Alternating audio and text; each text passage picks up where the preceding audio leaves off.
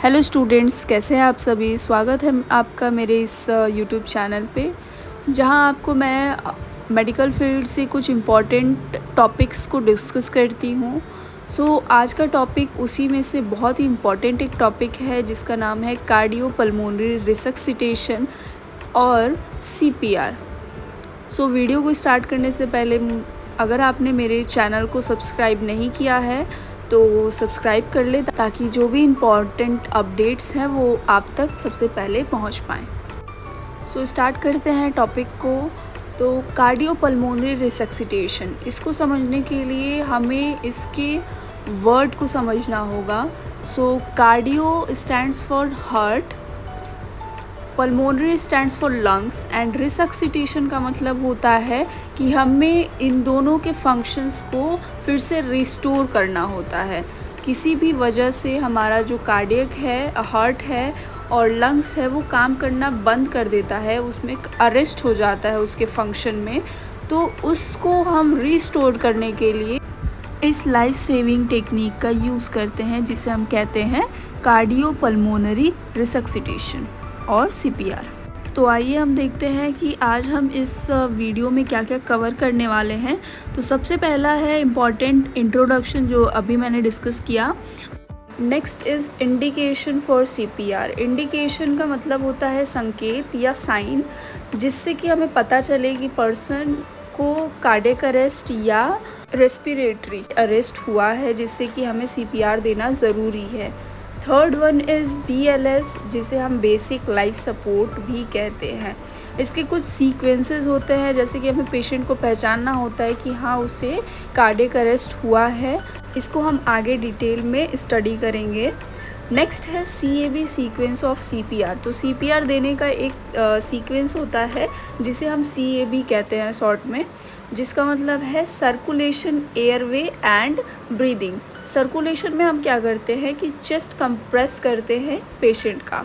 Airway का मतलब होता है कि हमें पेशेंट का जो एयरवे पाथवे है उसे क्लीन करना होता है, ताकि हम नेक्स्ट स्टेप कर पाएँ, विच इज़ ब्रीदिंग। नेक्स्ट बहुत important topic, which is performing adult CPR और इन्फेंट CPR। तो क्या क्या डिफरेंसेस होते हैं एडल्ट्स एंड इन्फेंट CPR में, तो वो भी हम आगे डिस्कस करेंगे। नेक्स्ट है use of AED। Use of AED का मतलब होता है ऑटोमेटेड एक्सटर्नल डिफिब्रिलेटर। डिफिब्रिलेटर एक ऐसा डिवाइस है जिसमें कि हम जो एट्रियल फिब्रिलेशन या हार्ट का जो फिब्रिलेशन है उसको डिफिब्रिलेट करते हैं या नॉर्मलाइज करते हैं। तो उसके लिए एक डिवाइस यूज़ करते हैं जिसका नाम है AED, ऑटोमेटेड एक्सटर्नल डिफिब्रिलेटर। अब हमें CPR देने के समय क्या क्या चीज़ों का ध्यान देना है।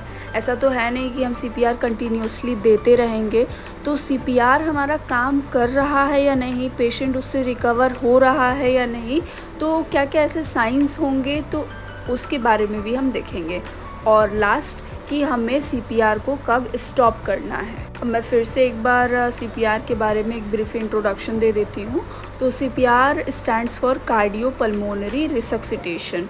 अगर किसी भी कंडीशन में हमारा जो हार्ट है और लंग्स है वो फंक्शन करना प्रॉपरली बंद कर देता है, तो उससे हम रिस्टोर करने के लिए CPR टेक्निक यूज़ करते हैं। ये एक लाइफ सेविंग टेक्निक है। इसमें हमारा मेन गोल क्या होता है, तो जो हमारी ऑक्सीजन रिच ब्लड है वो प्रॉपरली हमारे हर एक बॉडी पार्ट में मूव करे, स्पेशली इन द ब्रेन, ताकि हमारा ब्रेन अगर एक्टिव रहा, काम करेगा, तो हमें टाइम प्रॉपर मिल सकता है कि हम बाकी हार्ट को प्रॉपर वर्किंग स्टेटस में ला पाएँ और इन रिस्पॉन्स इतना सफिशिएंट ब्लड सर्कुलेशन हो पाए, ताकि हर एक ऑर्गन के पास भी पहुँचे और हमारे सेल्स और टिश्यूज़ में भी पहुँचे, ताकि वो डाई ना करे। तो आपको ये क्लियर हो गया कि CPR क्या होता है और हमें ये करना ज़रूरी क्यों हो जाता है।